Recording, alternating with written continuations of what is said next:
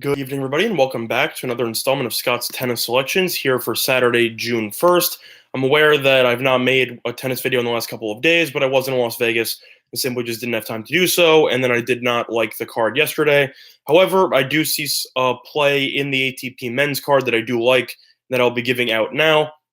More of this video is coming out relatively later, but the match is supposed to start roughly 8 something in the morning, could be pushed back to later as you have some matches from yesterday that were unable to finish, specifically the Tsitsipas-Krajinovic match and the Wawrinka-Dimitrov match. So that could potentially push back some of the other matches for today.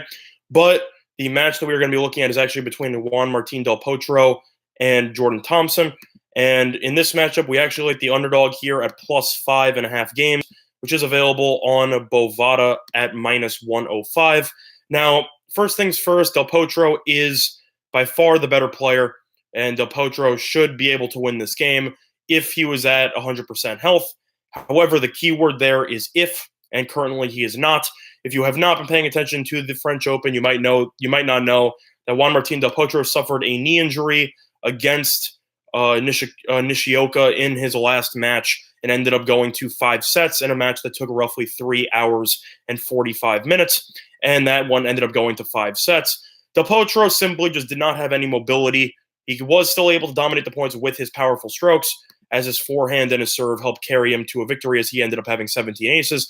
But his mobility was off, couldn't cover any of the drop shots, couldn't do what he normally does when it came to coming towards the net. Is he a better player than Thompson still? Yes, but Thompson has looked really good so far in the French Open, as he's only dropped 1 set, and that was against Karlovic in the second round in a tiebreak. But he was able to break Karlovic numerous times. Karlovic had 23 aces, but Thompson did break him 3 out of 8 attempts. I know that Karlovic is nowhere near as good of a player as del Potro, but del Potro did drop serve a couple of times against Nishioka due to his lack of mobility, and he was stuck on the court for a long period of time. Now, if you actually look at del Potro's stats in the last game while dealing with a knee injury, he had 17 aces, very solid, and 4 double faults, and he won 80% of his first serve points. Very impressive. However, he was broken 5 times, and he only won 41% of his second serve points. That's not going to fly against Thompson. Thompson is a very crafty player, and he's very frustrating for del Potro to deal with, especially with the knee injury, because of the fact that Thompson prides himself on keeping the ball in play. And for me, I think that 5.5 is too many games here for Thompson, as del Potro should be favored by this amount, or possibly even -6 or -7 if he was at full strength. But since he's not, I can see del Potro going up early, maybe a set or 2, and I can see him potentially trying to conserve some energy by taking a set off. And if that's the case, I can see Thompson winning a set 6-2 here if del Potro ends up choosing to conserve some of his energy, or if the knee gives him some problems early on. He was battling some knee issues before the tournament started. Now he's battling the same knee issues again.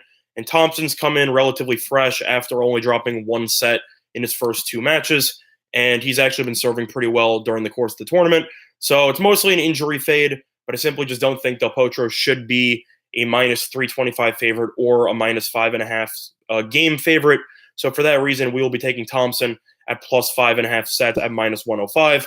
If you want something a little bit safer because of some potential blowout risk, you could potentially look into the over 36.5 or the Thompson and del Potro over 2.5 sets, which was available at -135 on Bovada. But I think the best value is available at plus 5.5 games, as I think del Potro will take a set off at minimum, trying to conserve some energy to make sure he advances to the next round.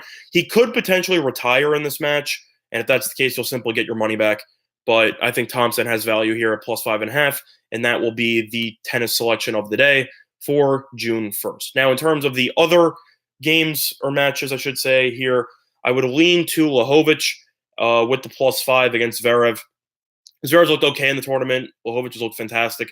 And Zverev comes into this tournament playing a lot of matches after winning the championship at Geneva, which took place roughly 2 days before the tournament started.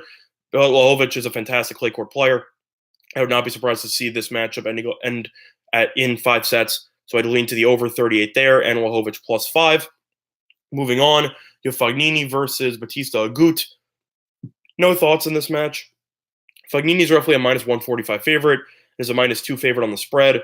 and he's definitely the better clay court player. But Bautista Agut is so consistent, and Fognini is so inconsistent with just the mental struggles that he's had in the past. He's looked good in this tournament, but Delbonis was able to take a set off him, and I definitely think that Bautista Agut is able to take 1 or 2 sets off of him.